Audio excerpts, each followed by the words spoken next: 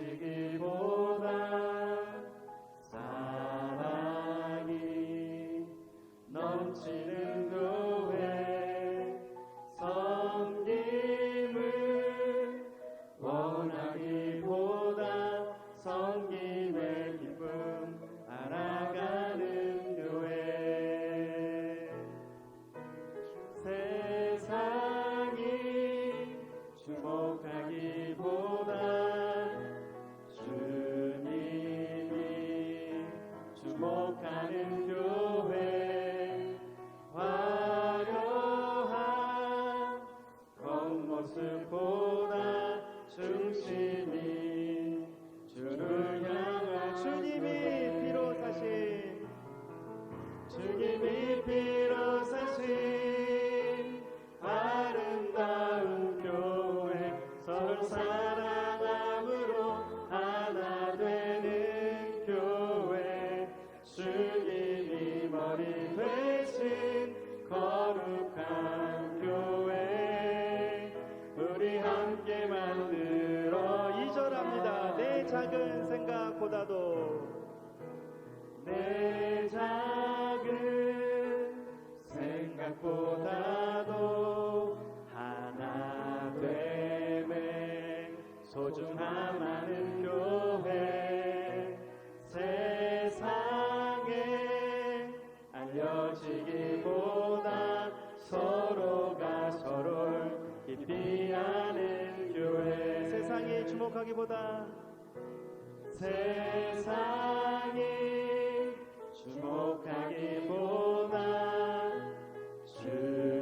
주님이 주목하는 교회 화려한 겉모습보다 중심이 주를 향한 주님이 피로 사신 아름다운 교회 서로 사랑함으로 하나 되는 교회 주님이 머리 되신 거룩한 교회 우리 한 번만 더 하겠습니다. 주님이 피로 사신 아름다운 교회 서로 사랑함으로 하나 되는 교회 주님이 머리 되신 거룩한 교회 우리 함께 만들어가요. 우리 함께 만들어가요. 이런 교회가 되길 주님의 이름으로 기도합니다. 자, 부활의 주님을 조금 더 박수 치시면서 무덤에 머물러 찬양하겠습니다.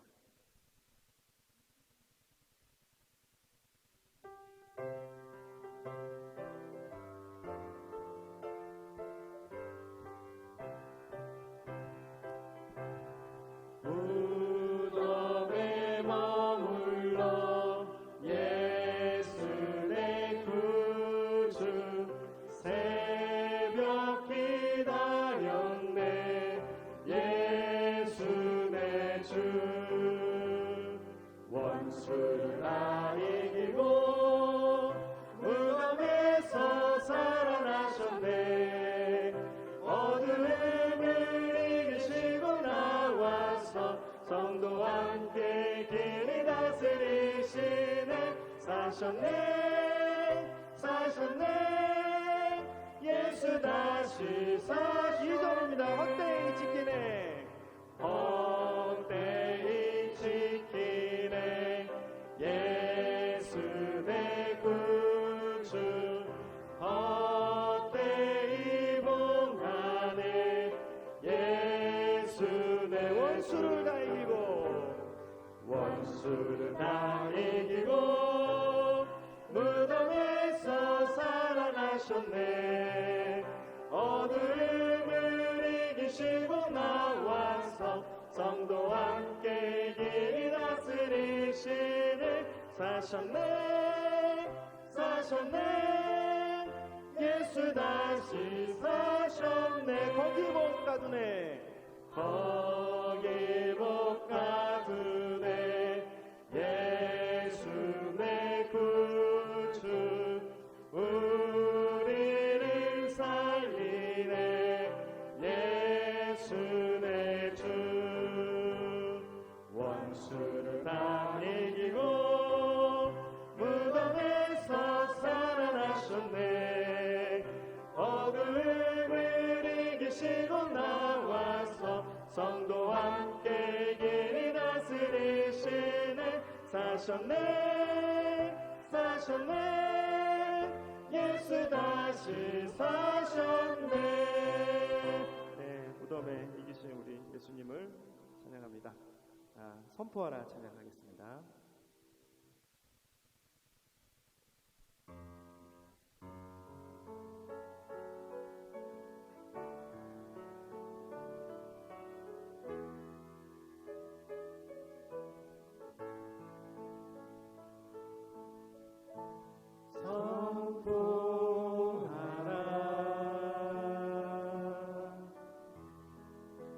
부활하신 영광의 주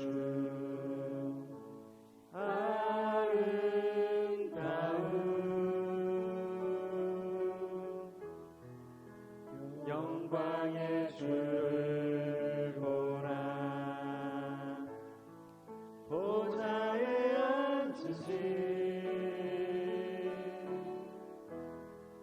그 어린 양 예수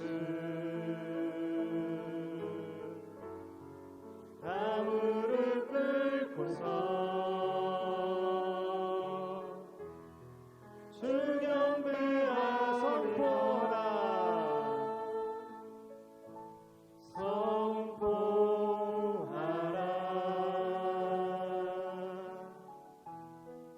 부활하신 영광의 주 하나님과 화목하게 하신 주 화목하게 하신 주 찬송과 존귀와 영광과 능력을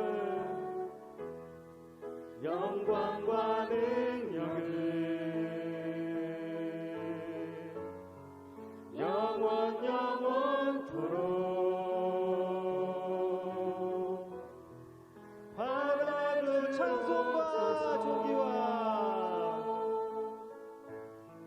찬송과 존귀와 영광과 능력을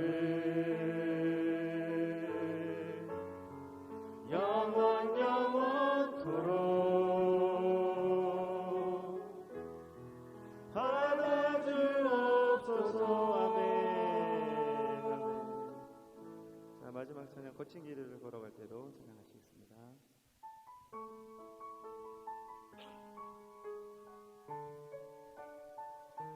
우리가 거친 길을 걸어갈 때도 우리 주님 대신 주님만 바라보겠습니다. 모든 것 아시는 주님, 모든 것 아시는 주님, 나의 맘의 연약함 보시고 부족한 그 모습대로 주님 마음에 새겨주시네. 주님께 토로한 마음, 주님께 토로한 마음 하나하나 헤아려 주시니 그 마음 그 아픔들 주님 손으로 품어. 다시 하겠습니다. 모든 것 아시는 주님, 모든 것 아시는 주님, 나의 맘의 연약함 보시고 부족한 그 모습대로 마음에 새겨주시네. 주님께 도로한 마음, 주님께 도로한 마음 하나하나 헤아려 주시니 그 마음 그 아픔들 주님 손으로 품어 거친 길을 걸어갈 때도, 거친 길을 걸어갈 때도 험한 산이 앞을 막아도 빛 대신 주님의 두 손이 나를 붙드네. 주의 마음이 닿은 내 삶에 저민 슬픔을 씻으시는 주님을 찬양 주 이름을 거친 찬양하네. 길을 걸어갈 때도, 거친 길을 걸어갈 때도 험한 산이 앞을 막아도 빛 대신 주님의 두 손이 나를 붙드네. 주의 마음이 닿은 내 삶에 저민 슬픔을 씻으시는 주님을 찬양 주 이름을 주님을 찬양, 주 이름을 찬양하네. 주님을 찬양 주 이름을 찬양하네. 네, 하나님 그렇습니다. 우리가 거친 길을 걸어갈 때도, 내 마음이 약해져도 부족해도 늘 주님 마음에 새겨주시고, 늘 험한 산이 앞에 있어도 빛 대신 주님만을 바라보게 나아가게 하시옵소서. 다 같이 기도하시겠습니다.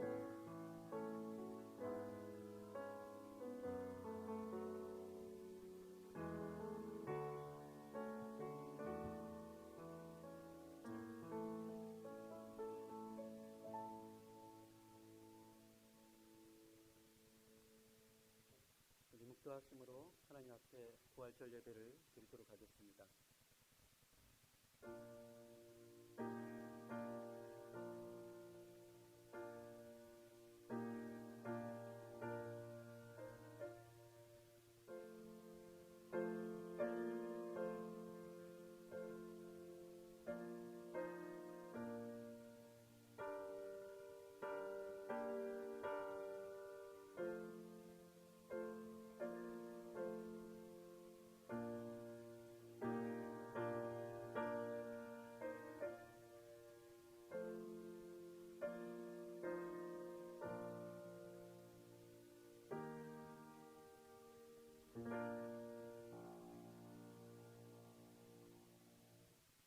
하나님 아버지, 부활절을 맞이하여 우리가 주의 십자가와 부활을 기억할 수 있도록 인도해 주시고 찬양할 수 있도록 인도해 주시고, 이 시간이 정말 복된 시간이요 주님께 영광을 드리는 귀한 시간이 될 수 있도록 성령님께서 임재하여 주시옵소서.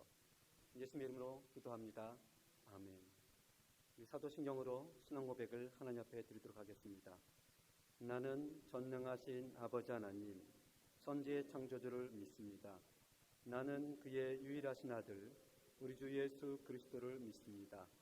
그는 성령으로 잉태되어 동정녀 말에게서 나시고 본디오 빌라도에게 고난을 받아 십자가에 못 박혀 죽으시고 장사된 지 사흘 만에 죽은 자 가운데서 다시 살아나셨으며 하늘에 오르시어 전능하신 아버지 하나님 우편에 앉아 계시다가 거기로부터 살아있는 자와 죽은 자를 심판하러 오십니다.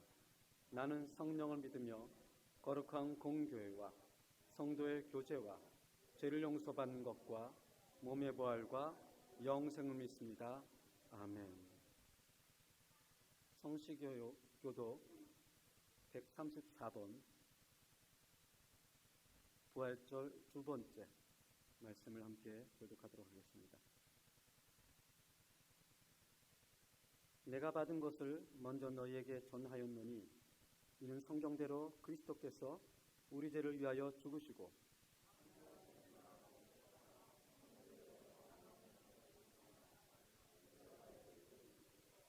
후에 12 제자에게와 그 후에 500의 형제에게 일시에 보이셨나니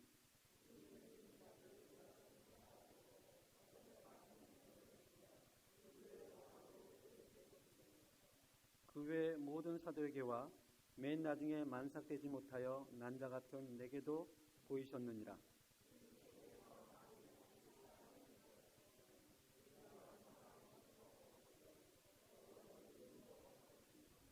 만일 그리스도 안에서 우리가 바라는 것이 다만 이 세상의 삶뿐이면 모든 사람 가운데 우리가 더욱 불쌍한 자리라. 그러나 이제 그리스도께서 죽은 자 가운데서 다시 살아나사 잠자는 자들의 첫 열매가 되셨도다. 아멘. 찬송가 165장으로 하나님께 영광을 드리겠습니다.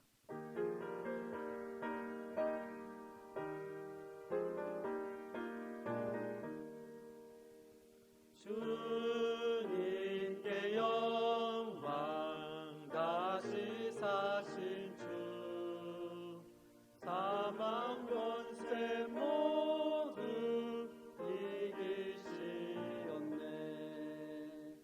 흰 옷 입은 천사 돌을 옮겼고 누우셨던 곳은 비어 있었네.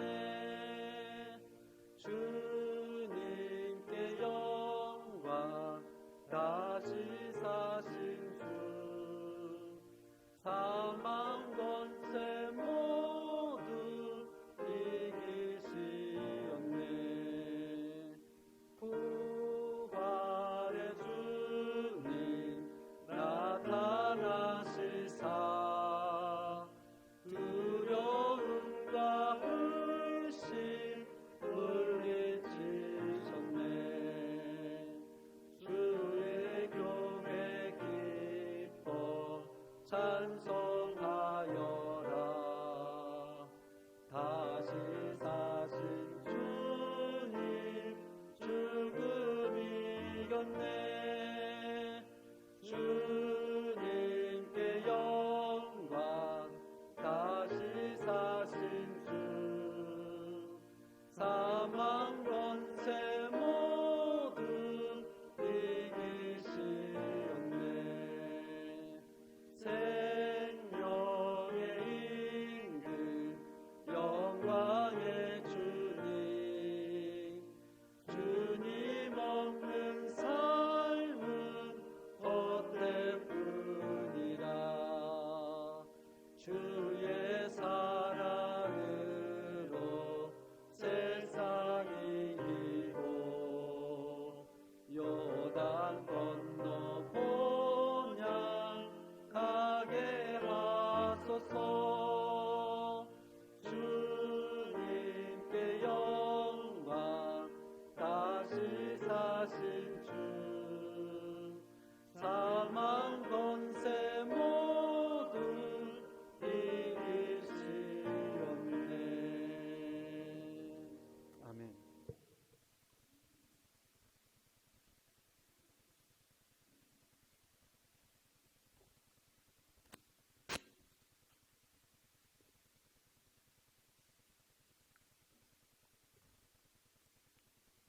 예수께서 이르시되 나는 부활이요 생명이니 나를 믿는 자는 죽어도 살겠고 무릇 살아서 나를 믿는 자는 영원히 죽지 아니하리니 이것을 내가 믿느냐. 아멘. 부활이요 생명이신 우리 주 예수 그리스도의 이름을 찬양드리며 세상의 모든 권세와 생명의 주권자 되시는 하나님 아버지께 이 예배를 올려드립니다. 사망의 권세를 이기시고 부활하신 예수 그리스도를 기쁨으로 찬양하오니 홀로 영광 받아 주시옵소서. 자비로우신 하나님 아버지, 지난 이틀 동안도 하나님의 은혜 가운데 살아오면서 하나님을 온전히 의지하지 못하고 우매한 인간의 생각과 방식으로 죄 가운데 살아왔던 날들을 고백합니다. 이런 우리들을 불쌍히 여겨주시고 우리의 연약한 마음을 친히 용서하여 주시옵소서. 예수 그리스도를 믿는 자는 죽어도 살리라 말씀하신 주님을 기억하며 부활의 능력을 온전히 믿는 마음으로 담대히 살아가는 우리 모두가 되게 하여 주시옵소서. 교회의 주인이신 하나님 아버지, 우리 칠레 한인연합교회를 이 땅에 칠레에 세워주시고 지금까지 인도해 주신 큰 은혜를 감사드립니다. 하나님 나라를 위해서 이 땅에 세워주신 이 교회가 우리가 살아가는 이 땅에서 꼭 필요한 교회가 되어 마음이 가난한 자와 연약한 자들에게 부활의 복된 소식과 주님의 사랑을 전하는 복음의 교회가 되기를 도와주시옵소서. 모든 성도들이 교회에 모이기에 힘쓰고 협력하며 교회에 맡겨진 여러 사역과 일들을 잘 감당할 수 있는 능력의 교회가 되게 하여 주시옵소서. 소망의 하나님 아버지, 부활의 소망을 가지고 이 땅에 살아가야 하는 우리의 다음 세대를 위하여 기도합니다. 우리 칠레 한인연합교회가 지금까지 성장하기까지 수많은 믿음의 선배들의 헌신이 있었음을 기억하게 하여 주옵소서. 하나님의 귀한 다음 세대들이 주님을 진심으로 사랑하고 마음으로 사모하며 예배를 소중히 여기는 자녀로 잘 성장할 수 있도록 은혜를 베풀어 주시옵소서. 사랑의 하나님, 오늘도 예배를 위한 여러 손길들이 있습니다. 보이지 않지만 각자의 자리에서 헌신하며 섬기며 봉사하는 성도들을 기억하여 주시고 그들의 삶 가운데 하나님의 도우시는 손길을 경험하게 하여 주시옵소서. 이 시간 부활의 말씀을 전달하시는 박성준 목사님에게 성령님의 능력을 더하여 주시옵고 전하시는 말씀을 통해 부활의 참된 의미를 깨닫게 하여 주시고 닫힌 마음이 열리며 하느님의 크신 뜻을 깊이 깨닫는 귀한 예배 시간이 될 수 있도록 인도하여 주시옵소서. 한국에 계시는 백광호 목사님과 이미 사모님을 위하여 기도드립니다. 백 목사님 어머님이 인공 고관절 수술과 항암 치료 가운데 많이 힘드신 상황에 계십니다. 하나님 아버지께서 이 모든 상황을 긍휼히 여겨 주시옵시고 근심하지 말고 낙심하지 말게 하옵시고 주님의 선하신 뜻으로 도와 주시옵소서. 이 예배의 모든 것을 시간을 창조주 우리 하나님 아버지께 올려드리며 죽음을 이기시고 부활하신 우리의 참 소망이 되시는 예수 그리스도의 이름으로 기도드립니다. 아멘.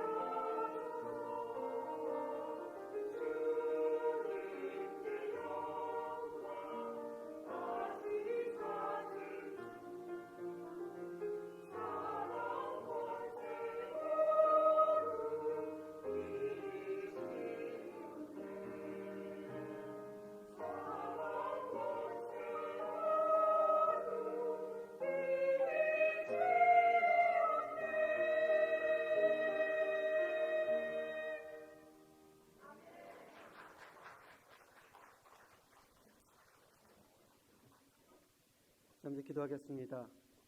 하나님 아버지, 다시 한번 하나님께서 이 땅에서 우리를 사랑하여 독생자를 보내주시고 그 주님이 십자가에서 죽으시고 3일 만에 벌했음을 우리의 믿음으로 고백하고 또 이 시간 그 하나님을 찬양할 수 있도록 인도하여 주시옵소서.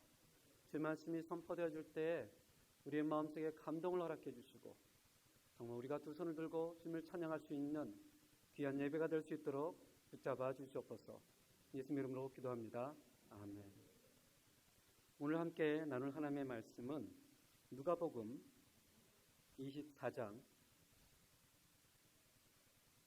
36절부터 49절까지 함께 보도록 하겠습니다. 누가복음 24장 36절에서 49절입니다. 신약성경 141페이지가 되겠습니다. 우리 한 절씩 교독하겠습니다. 이 말을 할 때에 예수께서 친히 그들 가운데 서서 이르시되 너희에게 평강이 있을지어다 하시니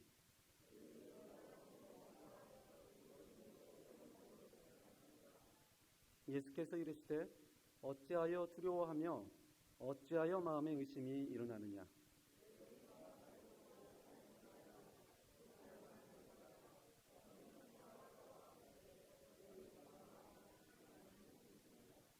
이 말씀을 하시고 손과 발을 보이시니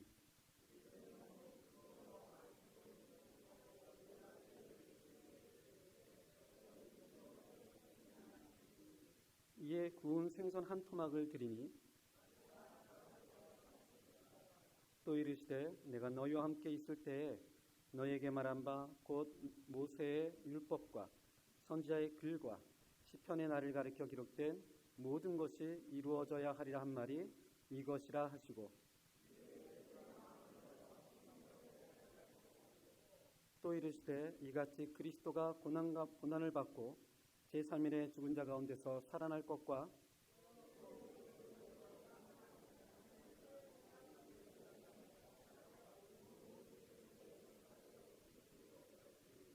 너희는 이 모든 일의 증인이라. 볼지어다 내가 내 아버지께서 약속하신 것을 너희에게 보내리니 너희는 위로부터 능력으로 입혀줄 때까지 이 성에 머물라 하시니라. 아멘. 오늘 부활주를 맞이하여 또 주의 전을 찾으신 모든 성도님들을 주님의 이름으로 환영하고 또한 축복을 합니다. 성경에는 수많은 교리들이 있습니다. 그 수많은 교리 가운데 가장 믿기 어렵고 또 받아들이기 어려운 교리가 있다면 그것은 부활 교리일 것입니다. 부활을 믿지 않는 것은 세상 오늘날만 존재하는 것이 아니라 예수님 당시에 사두개인들부터 2000년 동안 여전히 사람들은 부활을 믿지 않는 사람들이 많이 있습니다. 지금까지 그들은 어떤 이유로 부활을 믿지 않을까? 크게 네 종류로 나눌 수 있습니다. 첫 번째는 졸도설. 말 그대로 예수님께서 십자가에서 부활하신 게 아니라 못을 받고 매다는 충격 때문에 졸도했다. 서늘한 무덤 안에 들어가서 정신을 차리고 일어나서 졸도설이라고 합니다. 두 번째는 시신절취설. 이 말은 무슨 말이냐면 예수님이 돌아가셔서 무덤에 있지만 제자들이 밤에 와서 시신을 훔쳐갔다는 것입니다. 실제로 죽었지만 훔쳐가고 거짓 소문을 퍼뜨렸다는 것입니다. 세 번째는 날조설입니다. 날조설. 제자들이 예수님을 미워하고 그의 죽음과 부활을 꾸며냈다는 것입니다. 의도적으로 실제로 죽었지만. 그리고 마지막으로 환각체험설입니다. 환각설이라는 것은 예수님은 죽었지만 제자들 마음속에 너무나 예수님을 사랑하여 그의 환각 가운데 살아났다고 믿는 겁니다. 근데 오늘날 우리가 다 기독교라고 하지만 이 기독교 안에서 자유주의라는 얘기 들어보셨나요? 이 자유주의 사상들은 이 맨 마지막을 주장을 합니다. 실제로 주님은 부활한 게 아니야. 다만 제자들이 너무너무 사랑해서 그들 마음속에 부활하셨어. 중요한 것은 예수님이 부활한 것이 중요한 것이 아니라 그 사람들이 그 마음속에 믿고 생각하고 그들의 삶이 변했다는 것이 중요한 거야 라고 주장을 합니다. 근데 이 주장은 놀랍게도 기독교 안에 있는 자유주의만 주장하는 것이 아니라 우리 안에도 실제로 그렇게 생각하는 사람들이 굉장히 많습니다. 진짜 많아요. 또 어떤 사람들은 얘기합니다. 성경은 너무나 주관적이고 비역사적이기 때문에 믿을 수 없다. 근데 아세요? 세상에 어떤 역사책도 완전한 객관적인 역사책은 존재하지 않습니다. 누가 써도 다 자기의 관점, 자기의 생각, 가치관에 따라 쓰게 돼 있지 객관적인 역사책은 존재하지가 않습니다. 근데 아이러니하게도 일반 역사에서는 사람들이 잘 받아들입니다. 예를 들어서 알렉산더 원정기가 있습니다. 이 책은 아리안이라는 사람이 썼는데 알렉산더 대왕은 굳이 설명하지 않아도 우리 교인 성도님들이 다 아실 겁니다. 알렉산더 대왕은 BC 323년에 운명을 합니다. 근데 이 아리안이라는 사람은 이 책을 언제 쓰냐면 약 2세기경에, 그럼 몇 년이 지나서 이 책을 썼습니까? 400년이 지났어요.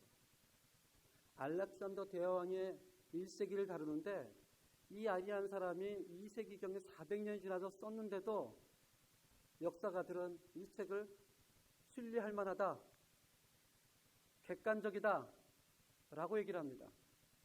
이런 것뿐만이 아니라 우리나라에도 삼국사기, 삼국유사라는 책들이 있습니다.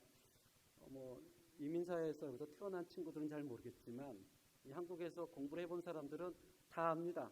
고려시대의 김부식이 1145년에 고려 임금 인종에 의해서 고구려 백제 신라의 역사를 기록합니다.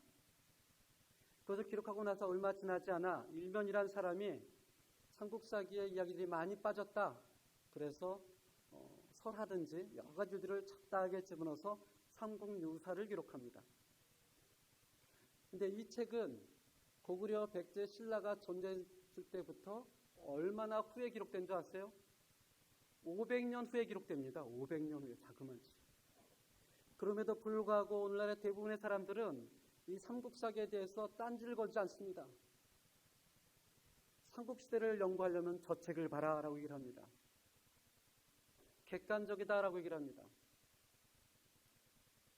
근데 유독 신약성경에 대해서는 너무나 엄격한 잣대를 들이대며 얘기를 하죠.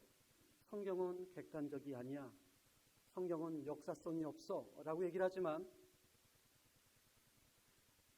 사복음서 가운데 가장 먼저 쓰여진 마가복음은 AD 64년경에 쓰여졌습니다.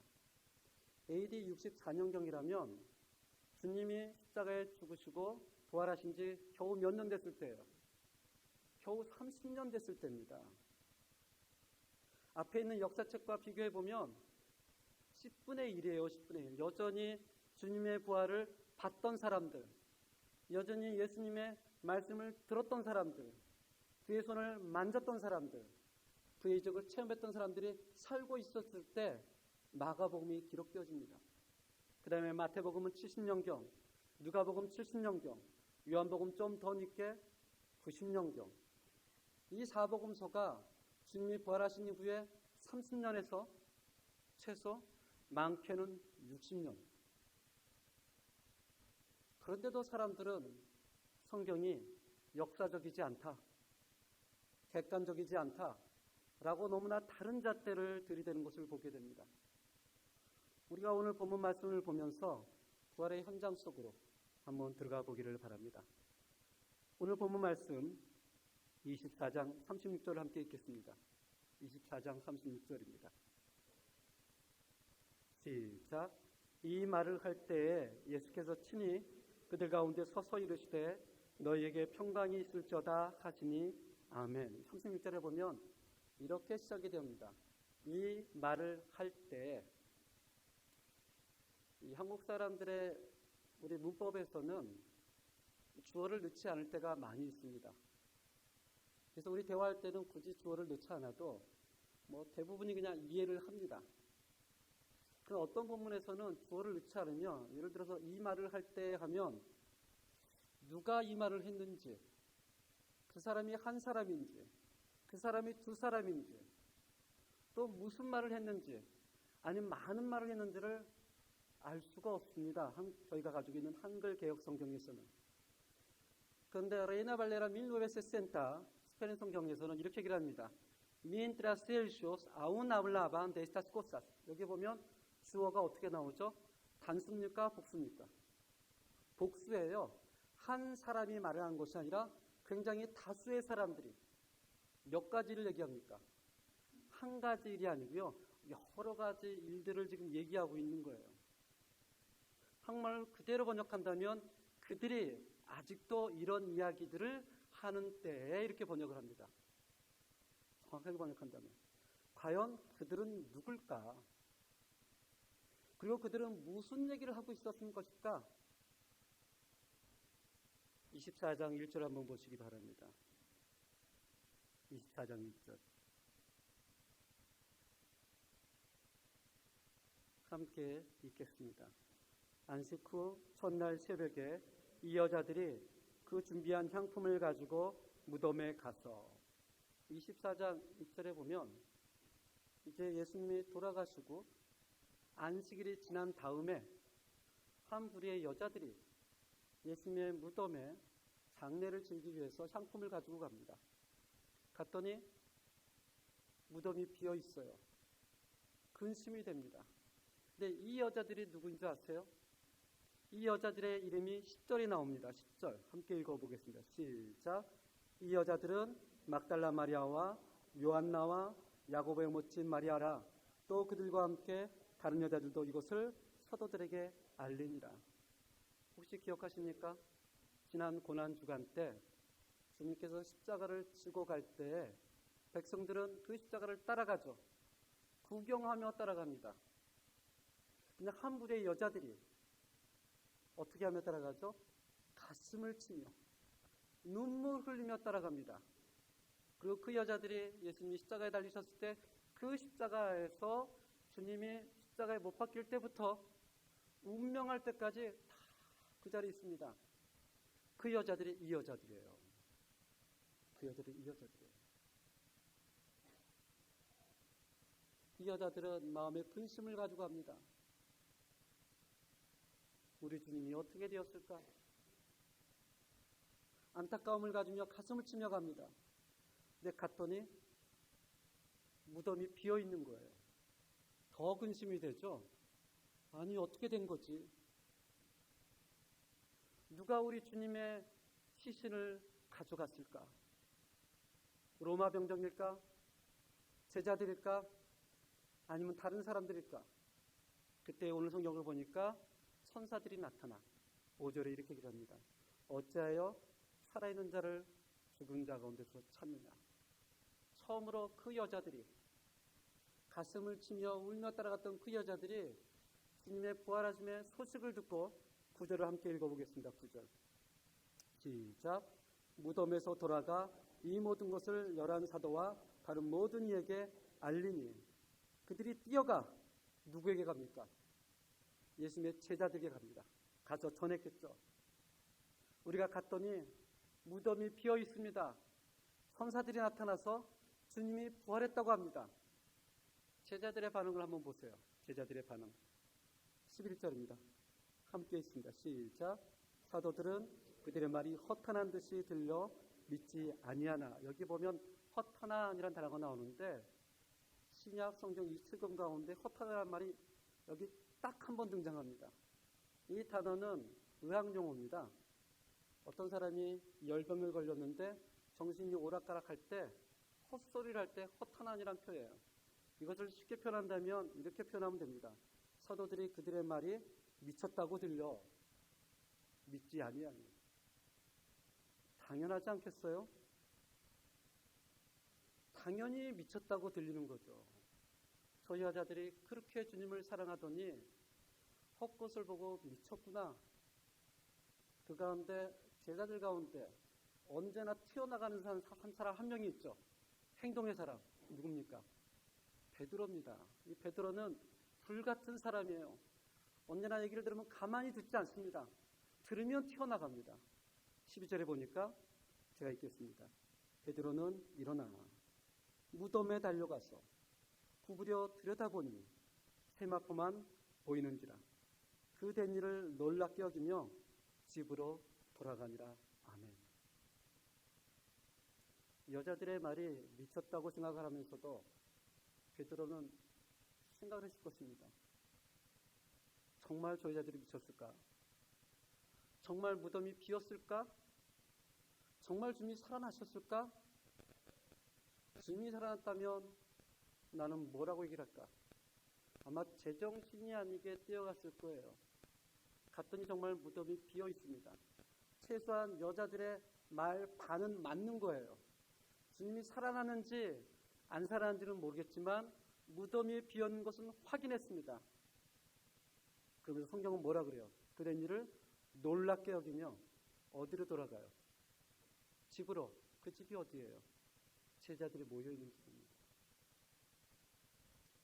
가면서 머리가 굉장히 헷갈렸을 겁니다. 왜 무덤이 비어 있을까? 도대체 지난밤 무슨 일이 있었을까? 정말 많이 주님이 살아나셨다면 하면서 자기의 과거를 생각했을 거예요. 내가 주님을 몇 번을 부인합니까? 3번을 부인했어요. 마지막에는 부인이 아니고요. 저주를 했습니다. 예수님을 부인하고 저주했을 때 요한복음에 보면 예수님의 눈과 베드로의 눈이 딱 마주칩니다. 베드로가 차마 주님의 눈길을 바라볼 수 없어 피하여 도망을 갑니다. 도망을 갈 때 뒤에서 들려오는 소리가 있죠. 다구름 소리. 그리고 하염없이 눈물을 흘렸던 그 장면을 분명히 베드로는 떠올렸을 거예요. 혹시 주님이 기억하고 있을까? 두려움과 떨림으로 집으로 돌아가는 길이 천근만근이었습니다. 그 다음부터 13절부터 32절까지는 엠마오로 내려가는 2명의 제자들에 대해서 얘기를 합니다. 엠마오로 내려가는 2명의 제자가 주님이 돌아가셨다는 소식을 듣고 실망하여 엠마오로 내려갑니다. 중간에 예수님을 만나죠. 처음엔 주님인 줄 몰랐어요. 얘기하다 보니까 주님을 깨달았을 때는 이미 사라지고 말았습니다. 그 엠마오의 제자들이 그 소식을 듣고 유턴하여 우리 33절, 34절 한번 보겠습니다. 33절, 34절 함께 읽겠습니다. 시작. 곧 그때로 일어나 예루살렘에 돌아가 보니 11제자 및 그들과 함께한 자들이 모여있어 말하기를 주께서 과연 살아나시고 시몬에게 보이셨다 하는지라. 아멘. 그리고 오늘 본문 말씀이 시작하는 거예요. 이 말을 말할 때 누가 이 가운데 있었습니까? 누가? 엠마오로 내려가던 2명의 제자, 빈 무덤을 확인했던 베드로, 그리고 눈으로 확인했지 않았지만 소식을 들었던 그 외의 제자들. 그 사람들이 모여서 서로 얘기를 하는 거예요. 엠마오 제자들이 얘기를 했겠죠. 우리는 주님을 봤어. 정말 봤다니까. 베드로는 얘기하겠죠. 나는 보진 않았지만 빈 무덤 있는 걸 확인했어. 여자들의 말이 호황된 건 아니야. 이 얘기를 듣고 온 제자들은 얘기를 할 거예요. 정말일까? 정말일까? 베드로는 부활에 대해서 옥신각신 토론했습니다. 한쪽 마음에서는 기쁜 마음도 있지만 한쪽 마음에서는 슬픈 마음도 있고 한쪽 마음에서는 의심도 있고 한쪽 마음에서는 두려움도 있습니다. 그 가운데 36절 하반절에 보니까 예수님이 나타나셔서 그들에게 어떻게 인사를 하죠? 너희에게 평강이 있을지어다. 이 평강이 있을지어다라고 한말로 들으니까 굉장히 예수님이 점잖게 그들에게 얘기하는 것 같잖아요. 우린 그렇게 들립니다. 근데 사실은 유대인 사회에서 평강이 있을지어다라는 것은 그냥 인사말입니다. 우리 같은 이런 인사말이에요. 잘 있었지? 어떻게 지냈니? 칠레에서 얘기를 한다면 알로 이런 얘기입니다. 특별히 뭐 평강이 있을지어다 이렇게 거룩하게 얘기한 게 아니고요. 가서 알로 에르마노 오메시타 이렇게 질문하는 겁니다. 그랬더니 37절을 함께 읽겠습니다. 37절. 시작. 그들이 놀라고 무서워하여 그 보는 것을 영으로 생각하는지라. 아멘. 제자들의 반응이 어떻더라고 성경은 얘기를 하죠? 놀라고 무서웠다. 그가 영이다. 시편의 성경에서는 판타스마스, 유령이라고 번역합니다. 유령이 정확한 번역입니다. 그들은 예수님의 부활에 대해서 얘기를 하고 있었는데 막상 그 가운데 주님이 나타나자 너무 놀랐고 너무 무서워 주님을 향해서 외칩니다. 유령이다. 유령이다. 이 영화 제목을 아시나요?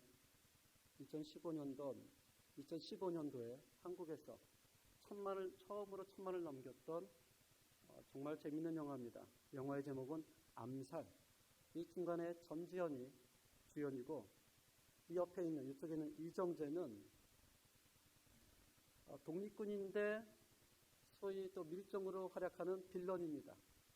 독립군의 정보를 어떻게 해요? 일본 사람에게 갖다 파는 이중 간첩인 거죠. 이 사람의 밀정 때문에 배신 때문에 수많은 독립군이 잡히고 체포되고 죽었습니다. 해방이 된 후에 재판이 열렸는데 이정재가 유죄를 받지 않습니다. 무죄를 받습니다. 그 장면을 보고 독립군들이 화가 납니다. 어떻게 이럴 수 있을까? 법으로 어떻게 할 수가 없자 어느 날 거리를 유유자적 배회하고 있던 이정재를 전지현이 따라가서 총으로 겨눕니다. 처단하기 직전에 이렇게 질문하죠. 당신은 왜 동지들을 배신하고 동지들을 팔아넘겼습니까? 여기서 굉장히 유명한 대사가 나와요. 이정재가 뭐라고 하는 줄 아세요? 몰랐으니까. 해방이 될 줄 몰랐으니까. 내가 알면 그렇겠느냐 하며 송이 맞고 죽어요. 나름 억울한 겁니다. 나도 해방이 될 줄 몰랐어. 내가 알았다면 그렇게 안 했겠지. 아마 제자들의 마음이 그랬을 거래요. 주님이 나타나셨을 때 너무 놀라고 무서워요. 이렇게 얘기하고 싶었을 겁니다. 주님, 정말 몰랐습니다. 주님 부활할 거를 미처 몰랐습니다. 우리가 알았더라면 주님을 떠나보내지 않았을 거예요. 우리가 알았더라면 주님을 배반하지 않았을 거예요. 우리가 알았더라면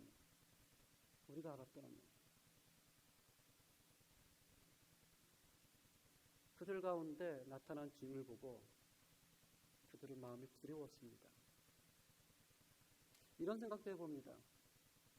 우리가 등에 살다가 먼 날 하나님 앞에 갔었을 때 다 심판의 자리에 서겠죠. 그때 누군가 주님 몰랐습니다. 당신이 정말 이 땅의 구세주인 줄 몰랐습니다. 제가 알았더라면 정말 열심히 주님을 섬겼을 텐데 정말 저는 몰랐습니다.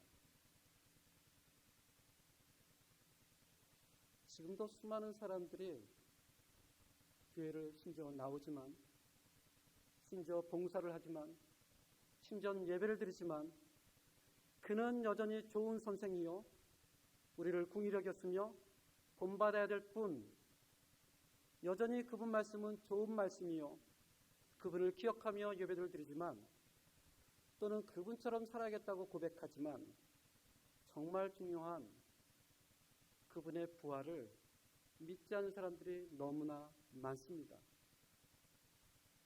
전 다 믿어요. 부활만 안 믿습니다. 부활을 믿지 않는다는 것은 예수를 믿지 않는 것입니다. 부활을 믿지 않는다는 것은 신앙인이 아니란 뜻입니다.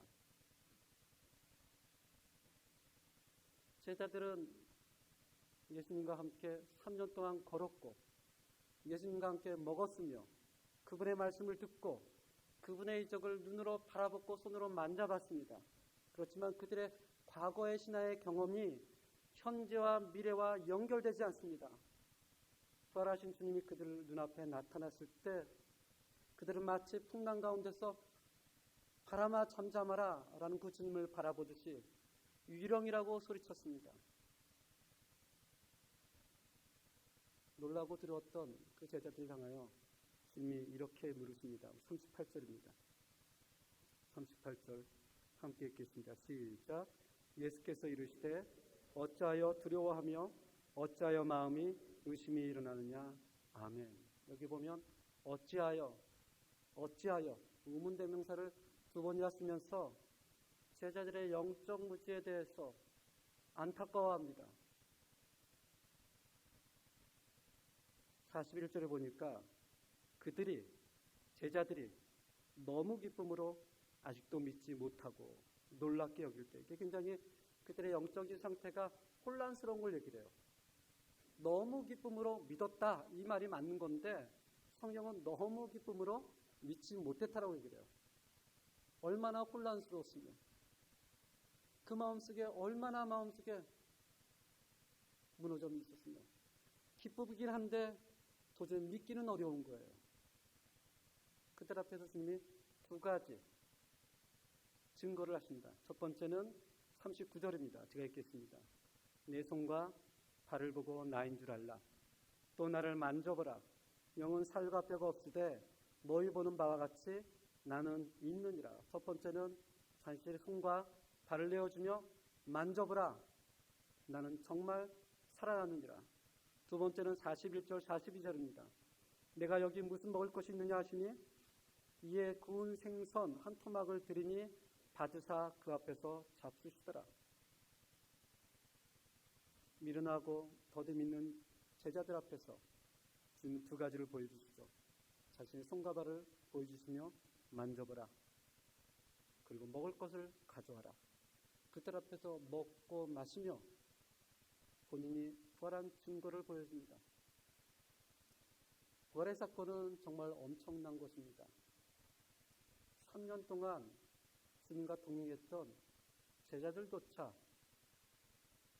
부활하신 주님을 보고도 믿지 못한 엄청난 사건입니다. 그런데 우리들 가운데 누구도 주님을 본 사람이 없습니다. 우리들 가운데 누구도 주님의 손과 발을 만져본 사람이 없습니다. 우리 가운데 누구도 주님 먹고 마신 것을 목격한 사람이 없습니다. 그럼에도 불구하고 부활절 예배에 나와 아멘이라고 답한다면 우리 모두는 하나님 앞에서 복된 사람인 줄 믿습니다. 누가는 이제 주님의 부활의 사건을 종교를 짓고 있습니다. 하지만 사실은 여기까지가 서론이고요. 그 다음이 본론입니다. 정말 누가 가고 싶은 이야기는 그 다음에 있어요. 44절 한번 보시기 바랍니다. 44절 함께 읽겠습니다. 시작.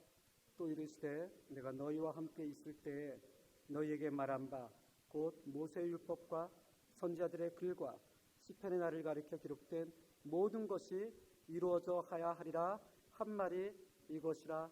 아멘. 또 이르시되 주님께서 지금 뭔가 새로운 것을 그들에게 전하는 게 아니고요. 그들에게 가르쳤던 이 하나님의 계시를 재확인시켜 줍니다. 모세의 율법과 선지자의 글과 시편에 있는 모든 글들이 다 누구를 향한 글이다? 다 나를 위한 글이다. 십자가에서 죽고 부활한 나를 예언한 글이다. 기독교 초기에 정말 기독교는 그 어떤 종교보다도 빠르게 성장을 합니다. 그래서 수많은 학자들이 어떻게 기독교가 저렇게 빨리 성장할 수 있었을까? 로마라는 로마의 수도도 아니고 저 변방에 있는 시골 지역 나사렛, 정말 총구석에 있는 거기다 극소수의 사람들, 12명의 배우지도 못하는 사람들, 그 사람들에 인해서 어떻게 놀랍도록 성장했을까? 처음에는 사악한 신종 미신이라고 생각했는데 채 300년이 지나자마자 로마의 국교까지 됩니다. 어떻게 해서 그렇게 놀랍도록 기독교가 성장했을까? 신학자 레니 허타도는 세 가지 이유가 있지만 가장 중요한 이유는 이거 같다라고 얘기합니다. 기독교는 어떤 종교다? 체계 종교다. 기독교는 떠도는 이야기를 나눈 것이 아니라 말씀을 읽고 묵상하고 가르치고 필사하고 전달하고, 기독교 처음 출발부터 기독교는 체계 종교였다는 거예요. 계속해서 모이면 말씀을 묵상하고, 계속해서 모이면 그 말씀을 설교하고 나누고 필사하고 외우고. 그래서 교회는 체질의 공동체였다. 이것이 로마 시대에 있는 다른 종교와는 전혀 차별된 특징이었다라고 얘기를 합니다. 주님께서는 제자들에게 얘기를 하죠. 그들에게 새로운 걸 가르친 게 아니라 성경에 기록되는 모든 말씀을 재확인시켜주는 것입니다. 45절을 함께 읽겠습니다. 45절 시작. 이에 그들의 마음을 열어 성경을 깨닫게 하시고. 여기 보면 열어라는 동사가 굉장히 중요해요. 신약 성경에서 열어라는 동사가 쓰연, 그러니까 원어가 쓰인 데는 마가복음 한 군데 빼놓고는 누가만 썼습니다. 누가복음 24장 31절에 눈이 밝아져, 24장 32절에 성경을 풀어, 24장 45절에 마음을 열어, 사도행전 7장 56절에 하늘이 열리고, 16장 14절에 루디아의 마음을 열어, 17장 3절에 뜻을 풀어.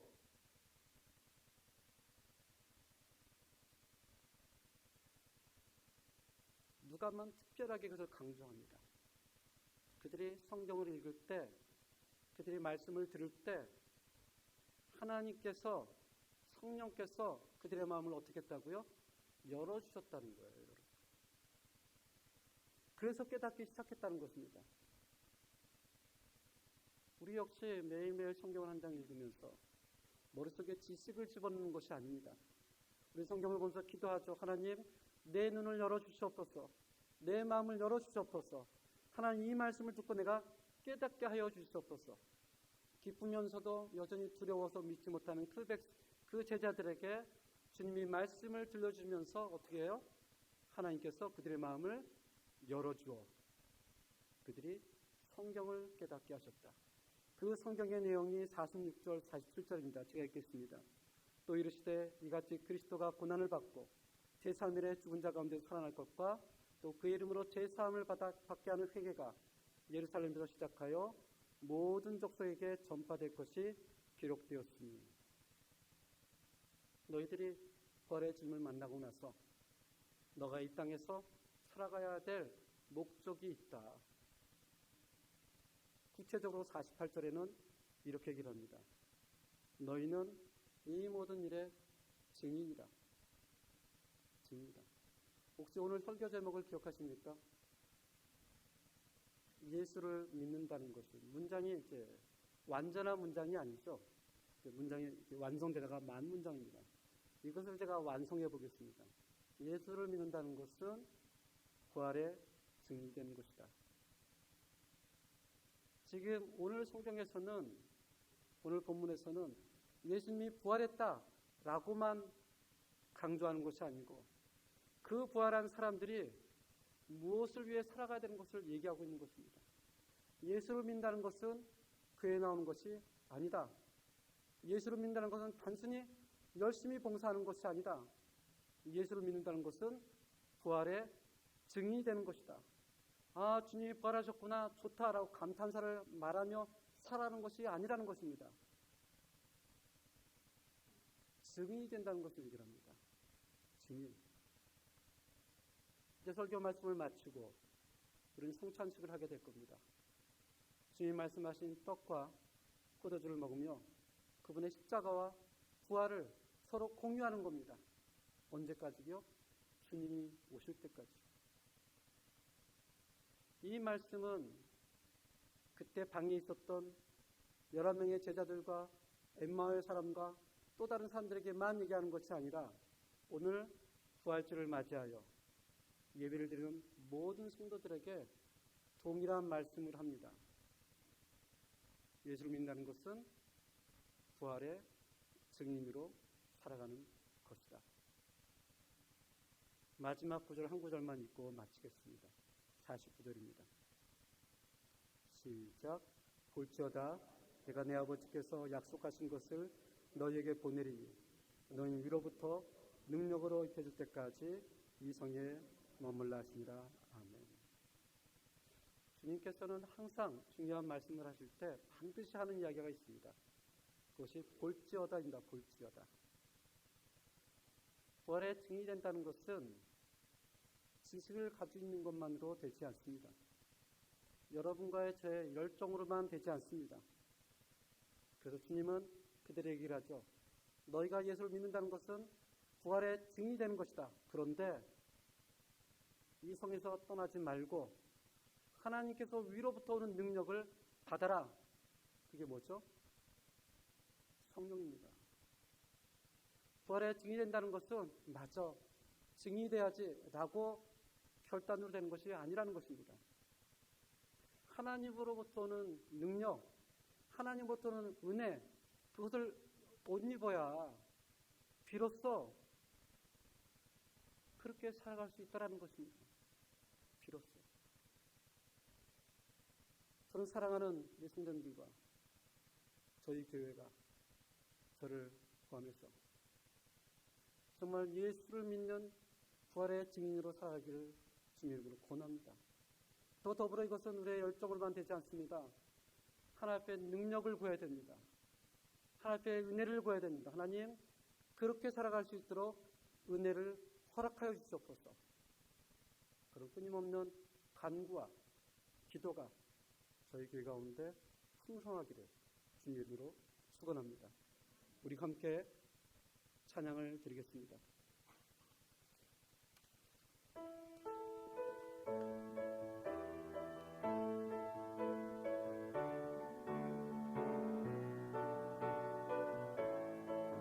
우리 박수 치면서 찬양드리겠습니다. 주 하나님 독생자 예수 날 위하여 오시었네. 내 모든 죄 용서하시고 죽음에서 부활하신 나의 구세주 살아계신 주 나의 참된 소망 걱정 근심 전혀 없네. 사랑의 주내 갈 길 인도하니 내 모든 삶의 기쁨을 충만하네. 주 안에서 거듭난 생명 도우시는 주의 사랑 참 기쁨과 확신 가지고 예수님의 도우심을 빌며 살리. 살아계신 주 나의 참된 소망 걱정 근심 전혀 없네. 사랑의 주의 발 길 인도하니 내 모든 삶의 기쁨에 충만하네. 아멘. 우리 1절만 다시 부르시면서 우리 위에 계신 우리 성찬식을 참여하는 성도님들께서는 잠깐 아래로 내려오셔서 함께 성찬식을 준비하도록 하겠습니다. 위에 계신 분들은 우리 1절 함께 찬양드리겠습니다.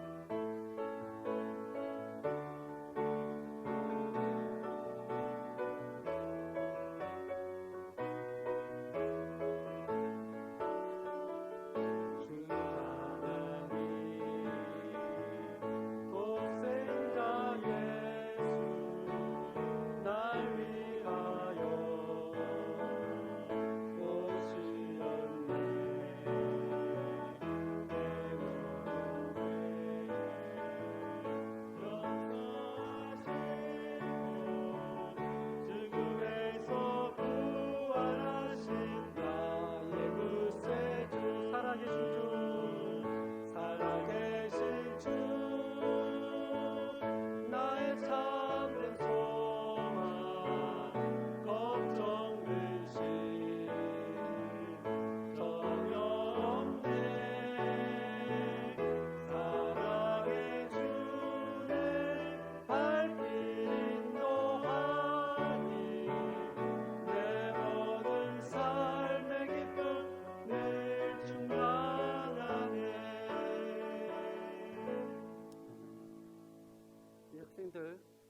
자리로 앉아주시면 감사하겠습니다.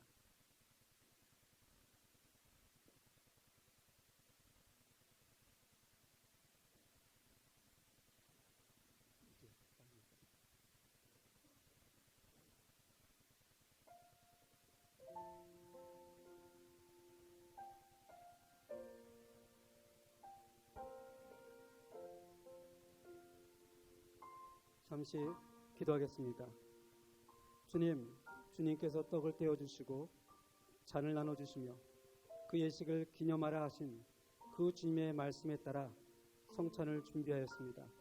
성찬에 참여하는 모든 성도들에게 한없는 은혜를 부어주시고 하나님을 바라보며 하늘나라의 소망을 두고 살게 하옵소서.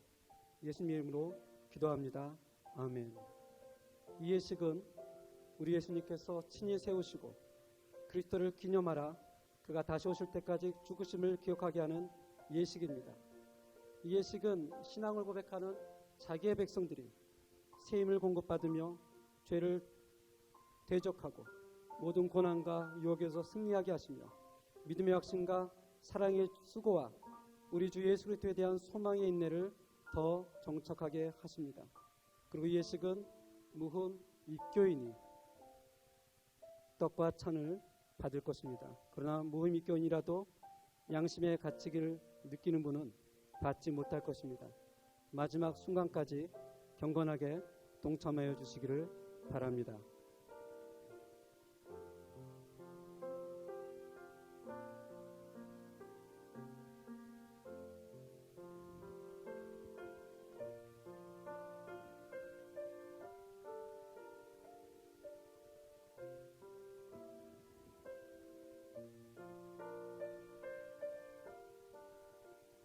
그들이 떡을 먹을 때 예수께서 떡을 가지사 축복하시고 떼어 제자들에게 주시며 이르시되 받아서 먹으라 이것은 내 몸이니라 하시고 내가 너희에게 전한 것은 주께 받은 것이니 곧 주 예수께서 잡히시던 밤에 떡을 가지사 축사하시고 떼어 이르시되 이것은 너희를 위하는 내 몸이니 이것을 행하여 나를 기념하라 하시고 식후에 또한 그와 같이 잔을 가지시고 이르시되 이 잔은 내 피로 세운 새 언약이니 이것을 행하여 마실 때마다 나를 기념하라 하셨으니 너희가 이 떡을 먹으며 이 잔을 마실 때마다 나를 주의 죽으심을 그가 오실 때까지 전하는 것이니라. 그러므로 누구든지 주의 떡이나 잔을 합당하지 않게 먹고 마시는 자는 주의 몸과 피에 대하여 죄를 짓는 것이니라. 사람이 자기를 살피고 그 후에야 이 떡을 먹고 이 잔을 마실지니 주의 몸을 분별하지 않고 먹고 마시는 자는 자기의 죄를 먹고 마시는 것이니라. 그들이 먹을 때 예수께서 떡을 가지사 축복하시고 떼어 제자들에게 주시며 이르시되 받아서 먹으라 이것은 내 몸이니라 하시고 내가 너희에게 전한 것은 주께 받은 것이니 곧 주 예수께서 잡히시던 밤에 떡을 가지사 축사하시고 떼어 이르시되 이건 너희를 위하는 내 몸이니 이것을 행하여 나를 기념하라 하시고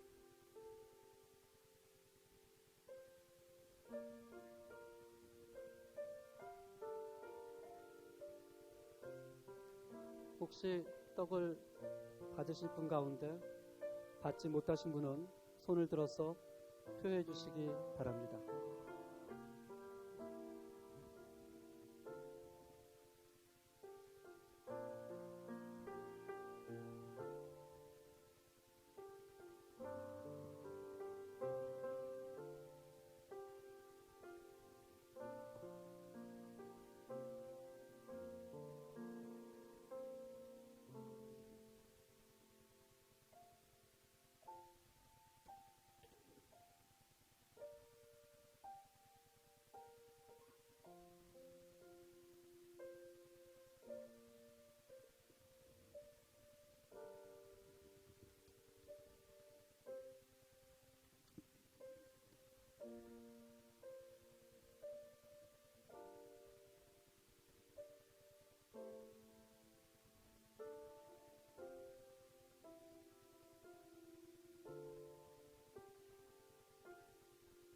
기도하겠습니다.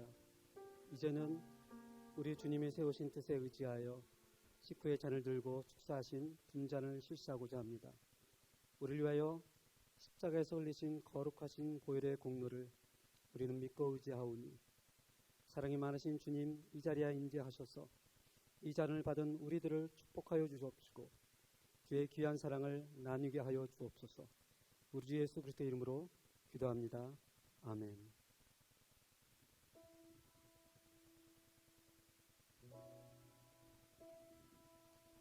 또 잔을 가지사 감사 기도하시고 그들이 주시며 이르시되 너희가 이것을 마시라.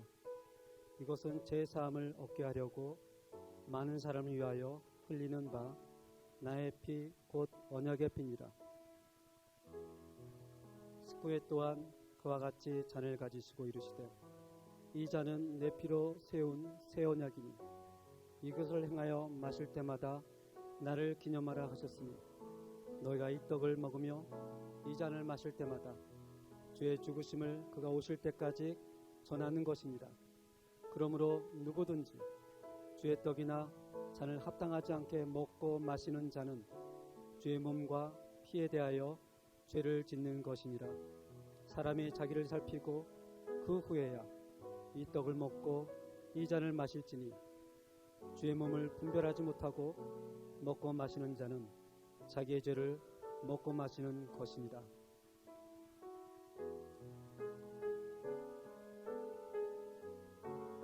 또 잔을 가지사 감사기도 하시고 그들이 주시며 이르시되 너희가 다 이것을 마시라. 이것은 죄 사함을 얻게 하려고 많은 사람을 위하여 흘리는 나의 피 곧 언약의 피니라. 식후에 또한 그와 같이 잔을 가지시고 이르시되 이 잔은 내 피로 세운 새 언약이니 이것을 행하여 마실 때마다 나를 기념하라 하셨으니 너희가 이 떡을 먹으며 이 잔을 마실 때마다 주의 죽으심을 그가 오실 때까지 전하는 것이니라. 그러므로 누구든지 주의 떡이나 잔을 합당하지 않게 먹고 마시는 자는 주의 몸과 피에 대하여 죄를 짓는 것이라. 사람이 자기를 살피고 그 후에야 이 떡을 먹고 이 잔을 마실지니 주의 몸을 분별하지 않고 먹고 마시는 자는 자기의 죄를 먹고 마시는 거니라.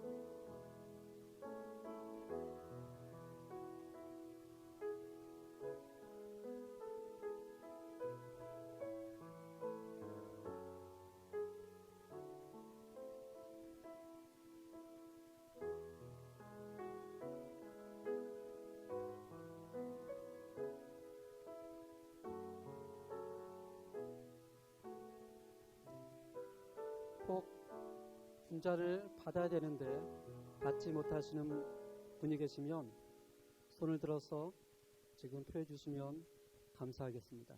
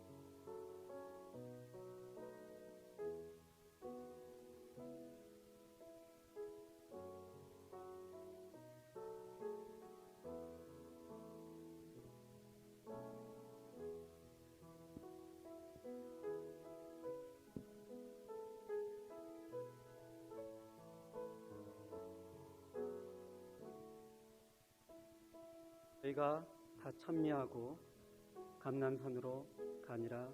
아멘. 우리 찬송가 305장으로 하나님께 영광을 돌리겠습니다.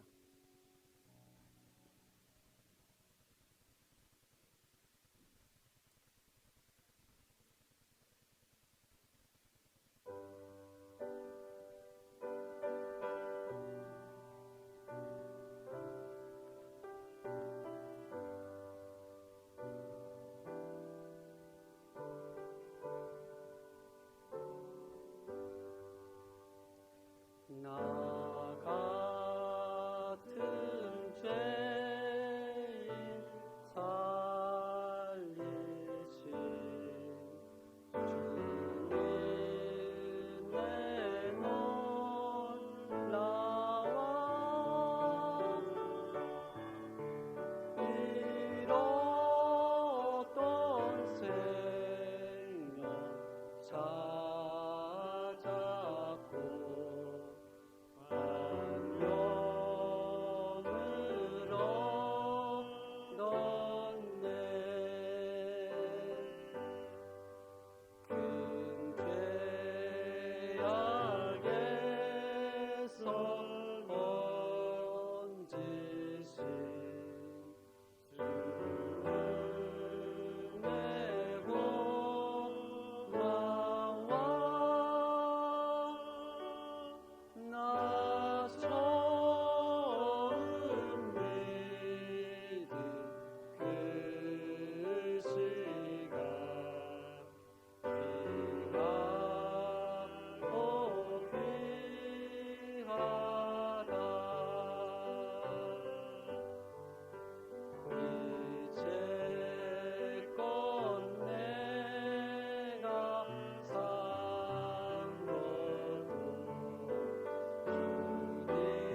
산 것도 주님의 은혜라. 또 나를 장차 본향에 인도해 주시니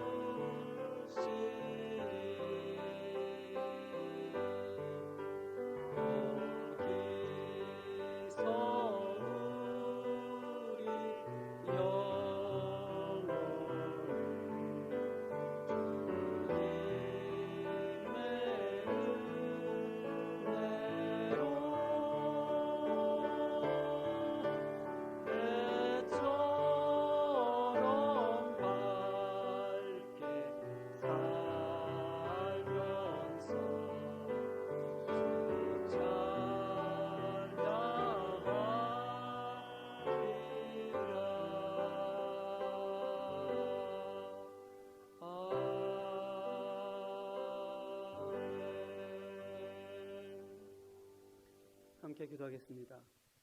하나님 아버지, 정말 부활주의를 맞이하여 다시 한번 우리를 위하여 이 땅에 오신 십자가를 기억하고 또 우리의 죄를 용서하시기 위하여 승리의 주가 되셔서 부활하신 승천하신 그 하나님을 우리가 기억할 수 있도록 인도하여 주옵소서. 고백할 수 있도록 인도하여 주옵소서. 기억하고 고백만 하는 것이 아니라 이 땅에서 하나님 그 부활의 증인으로 살아갈 수 있는 은혜를 허락하여 주시옵소서. 그 제자들이 모여서 하나님 은혜를 주시옵소서. 우리가 그렇게 살아갈 수 있도록 역사해 주시옵소서라고 모여서 기도했던 것처럼 저희 교회도 동일한 은혜가 있도록 인도해 주시고 하나님의 은혜 때문에 우리 모두가 그렇게 살아가기를 원합니다. 그런 은혜에 힘입어 또 하나님 옆에 우리가 물질을 드리고 우리의 시간을 드리고 하나님 앞에 엎드려 고백을 하오니 하나님께서 우리의 연약함을 만져주시고 부족함을 채워주시고 우리의 하나님 되시며 부활의 주님 되시는 그 하나님을 평생 우리의 주로 고백하며 정말 부족함이 없는 주님의 푸른 물밭에서 누릴 수 있는 그런 복을 누리며 살아갈 수 있도록 주님 허락하여 주시옵소서. 예수님의 이름으로 기도합니다. 아멘. 광고 말씀을 드리겠습니다. 오늘 교회 새로 나오신 분들의 주님의 이름으로 환영합니다. 멕시코에서 방문하신 우리 김지연 집사님, 그 따님 김혜인 따님 어디 계시죠? 그래도 잠깐 일어나신 우리 박수로 환영하겠습니다. 예, 축하합니다. 감사드립니다. 그리고 한국에서 또 잠깐 방문하신 서교훈 자매님, 예, 잠깐 일어나 주시면 우리 박수로 환영하겠습니다. 우리 잠시 기도하겠습니다. 하나님 아버지, 한국에서 또 칠레를 방문했을 때 정말 주일을 맞이하여 특별히 부활주일에 주일전을 찾아 주님을 찬양하며 예배드리는 그 마음을 하나님 소중히 여겨 주옵시고, 또 멕시코에서 오셔도 사랑하는 딸과 함께 하나님을 섬기는 것은 이것이다, 하나님을 위하는 것은 이것이다, 신앙의 모범을 보이며 함께하신 이 성도님들을 하나님 축복하여 주시고, 어디에 있든지 그 동일한 부활의 하나님을 기억하며 또 경험하며 그 축복 안에 살아갈 수 있도록 주님 인도하여 주시옵소서. 예수님의 이름으로 기도합니다. 아멘. 광고 말씀을 계속해서 전하겠습니다. 오늘 소망성교회가 정기 원래회가 있습니다. 식사 후 2층 성교회 쉼터에서 있으니까 우리 소망성교회에 해당되시는 회원님들은 식사 후에 2층 성교 쉼터에서 모임을 갖도록 하겠습니다. 또 오늘 소다니엘 황미숙 집사님 가정에서 우리 영재 사무엘의 태어남을 감사해서 우리 중식을 떡을 준비하였습니다. 우리 부활주를 서로 축하하면서 또 그 가정을 축복하면서 귀한 기쁨의 식사 시간이 되기를 바랍니다. 딸과 현지인 목회자 세미나가 있습니다. 4월 12일 그러니까 금요일과 4월 13일 토요일입니다. 양일간에 걸쳐서 딸과 카이로스 교회, 주제는 아벤투라 델 안티고 시타스테멘토 세군도, 강사는 제가 가게 됩니다. 세미나에 함께 동참하고 동역하실 분들이 있으시면 저에게 연락 주시기 바랍니다. 그래서 함께 가신 분들과 이것저것 계획도 하고 또 준비도 하고 그런 시간을 가지려고 합니다. 또 이곳에 계시는 성도님들께서는 우리 저녁 9시에 기도할 때마다 이 세미나를 위하여 기도해 주세요. 저희가 가기 전에 하나님의 성령님께서 그래서 먼저 가셔서 선지 목사님들을 감동하시고 귀한 시간이 될 수 있게 해달라고 계속해서 기도를 부탁드립니다. 오늘 예배 후 식사 후 정기당회로 모입니다. 오는 주일, 돌아오는 주일이죠. 7일 오후 예배 후 장로 안수집사 모임이 있고, 또 4월달부터는 매주 첫째 주, 셋째 주 우리 피택자 되신 분들의 교육이 있습니다. 이것을 위해서 계속 기도를 부탁드립니다. 다음 주 토요일 날 4월 6일은 썸머타임이 종료가 됩니다. 그래서 토요일 저녁 12시가 되면 1시간 이렇게 뒤로 갑니다. 아마 핸드폰이 다 자동적으로 가겠지만 인지하시고 다음 주에 주일날 예배 때 보도록 하겠습니다. 두 가지 광고가 더 있습니다. 주보에 없지만 첫 번째 광고는 내일까지 선거가 있습니다. 그래서 가능하면 내일보다는 오늘 시간을 내셔서 선거에 참여해 주시면 감사하겠습니다. 단 선거는 다 간다고 되는 것이 아니고 미리 신청한 사람들만 갈 수가 있습니다. 그래서 오늘 선거에 가셔서 동참해 주시면 감사하겠습니다. 또 한 가지 광고는 양신인 장로님의 휴직 청원권, 이 청원권은 약간의 절차에 좀 부분이 있어서 일단은 유보하는 것으로 발표를 합니다. 그 다음 설명은 다음에 또 추가로 말씀드리도록 하겠습니다. 다 같이 일어나서 찬송가 찬양 160장으로 하나님께 영광을 드리겠습니다.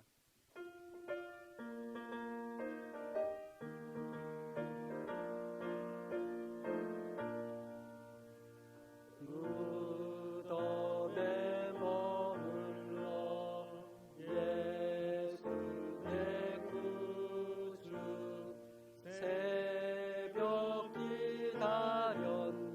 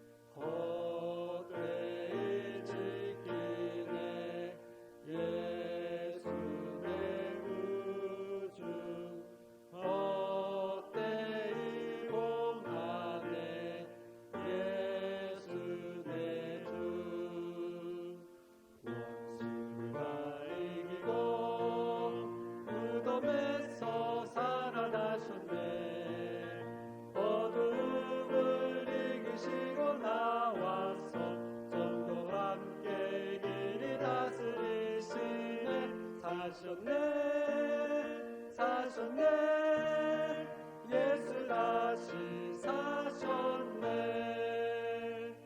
거기 못 가두네 예수 내 구주 우리를 살리네 예수 내 주 원수가 이기고 무덤에서 살아나셨네 어둠을 이기시고 나와서 성도와 함께 길 다스리시네 사셨네 사셨네 예수 다시 사셨네. 지금은 우리 주 예수 그리스도의 은혜와 하나님의 놀라운 사랑과 성령의 교통하심, 그리스도의 부활을 믿으며 이 땅에서 증인으로 살기를 소망하며 주님으로부터 오는 능력을 소망하는 모든 성도님들 위해 지금부터 영원까지 함께할지어다. 아멘.